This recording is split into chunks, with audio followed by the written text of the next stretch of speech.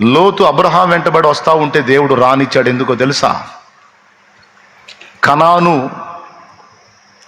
అబ్రహాము స్వాధీనపరుచుకోవాలి, సొదొమకి దేవుని వాక్కును లోతే తీసుకెళ్ళాలి.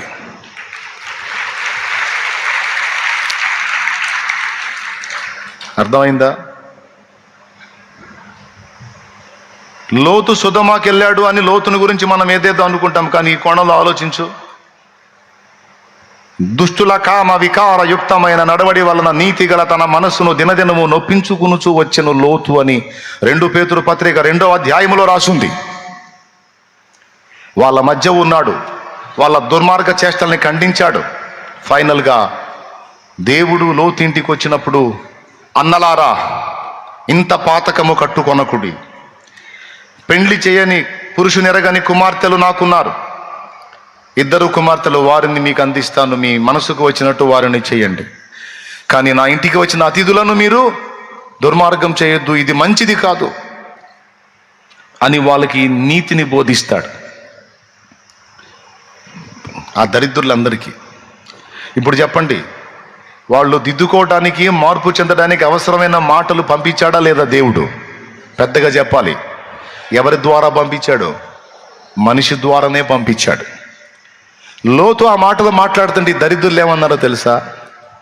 మా మధ్య బతకడానికి వచ్చి మాకు తీర్పు తీర్చే జడ్జి అయ్యావా నువ్వు?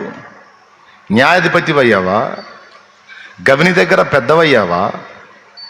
ఎవడ్రా నువ్వు మాకు నీతులు బోధిస్తున్నావు అని లోతు మాటను ఎప్పుడైతే బేఖాతరు చేశారో అప్పుడు నాశనం అయ్యారు.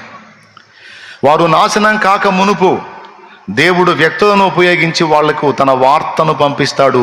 మారు మనసు పొందుట కొరకు వాళ్లకు పిలుపునిస్తాడు దేవుడిది పక్క. మనం ప్రార్థన చేసినప్పుడు దేవుని ప్రయత్నం దేవుడు చేస్తాడని చెప్పాను కదా. సొదొమ గొమొర్రాలను గురించి కూడా మొర్రబోయిందంట దేవుని దగ్గరికి. అంటే ప్రార్థన వెళ్ళింది దేవుని దగ్గరికి. మరి ఎవరు చేశారో? ఆ చేసిన ప్రార్థన నాకు తెలిసి సొదొమ గొమొర్రాలో ఉన్న లోతే చేసి ఉండాలి.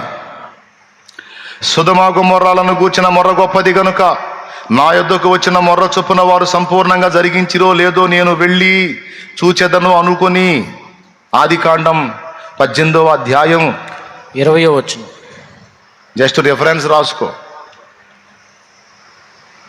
మొర పెట్టడం జరిగింది. నాకు తెలిసి వాళ్ళ వల్ల బాధింపబడిన మనుషులు మొరపెట్టి ఉండొచ్చు. ఆ సొదొమ గొమొర్రా మనుషుల వల్ల బాధింపబడిన మనుషులు మొరపెట్టి ఉండొచ్చు. వాళ్ళని మోస్తున్న భూమి కూడా మొరపెట్టి ఉండొచ్చు. భూమి మొరపెట్టిద్దని మీకు తెలుసా? జలములు మొరపెడతాయని మీకు తెలుసా? ఆకాశం ఆలకించిద్దని మీకు తెలుసా? భూమి చెవియొగ్గదని మీకు తెలుసా? భూమి నోరు తెరిచిద్దని మీకు తెలుసా? ఇవన్నీ దేవునికి మొరపెడతాయని మీకు తెలుసా? చాలా మందికి తెలియదు. ప్రకృతి మొరపెట్టింది దేవునికే.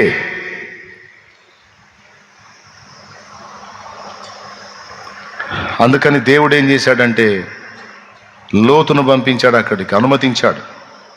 లోతు అక్కడికి వెళ్ళడానికి దేవుడు అనుమతించాడు. లోతుకు ఆ ప్రదేశం ఆకర్షణీయంగా కనపడేటట్టు అనుమతించాడు. అక్కడికి పోయాడు నీతిమంతుడైన లోతు. ఆ దరిద్రులకి ఎంత చెప్పినా వాళ్ళు మారలా. ఇప్పుడు మొరకు జవాబు ఇచ్చాడా లేదా దేవుడు? అది భూమి మొరపెట్టని, ప్రకృతి మొరపెట్టని, సొదొమ గొమొర్రా ప్రజల వల్ల బాధపడిన ప్రజలు మొరపెట్టని. ఆ ప్రార్థనలకు జవాబు అయితే లోతే వెళ్ళి వాళ్ళ మధ్యలో నివసించి నీతి ప్రవర్తన ఎలా కలిగి ఉండాలో, భక్తి ఎలా కలిగి ఉండాలో, దేవుని క్రమంలో ఎలా బతకాలో అన్ని లోతు లైఫ్ ఆ దరిద్రులకు ఒక మాదిరి. వాళ్ళ మధ్యలోనే జీవించాడు నీతిగా, వాళ్ళకే బోధించాడు నీతిని, కానీ వినలా. అంటే ప్రార్థనకు జవాబుగా దేవుడు దర్శించటం అయితే సొదొమ వాళ్ళకి చేశాడు, నోవా జల ప్రళయానికి ముందున్న వాళ్ళకి కూడా చేశాడు. ఎవరి ద్వారానో తెలుసా? నోవా ద్వారానే. ఏమండి? ఎవరు ప్రకటించారు? చూస్తావా? చూడు, హెబ్రీ పత్రిక 11ది.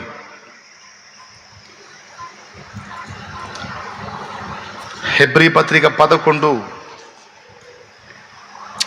6వ వచనం చదువు.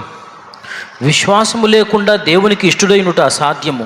దేవుని యొద్దకు వచ్చువాడు ఆయన ఉన్నాడనియు తన్ను వెదకువారికి ఫలము దయచేయువాడనియు నమ్మవలెను కదా. తర్వాత విశ్వాసమును బట్టి నోవాహు అది వరకు చూడని సంగతులను గూర్చి దేవుని చేత హెచ్చరింపబడి భయభక్తులు గలవాడై తన ఇంటివారి రక్షణ కొరకు ఒక ఓడను సిద్ధము చేసెను. అందువలన అతడు లోకము మీద నేరస్థాపన చేసి విశ్వాసమును బట్టి కలుగు నీతికి వారసుడాయెను. అద్దుగో, చూసారా?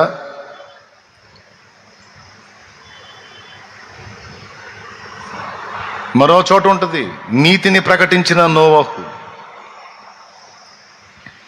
ప్రకటించాడు, వాళ్ళకి హెచ్చరించాడు వాళ్ళని.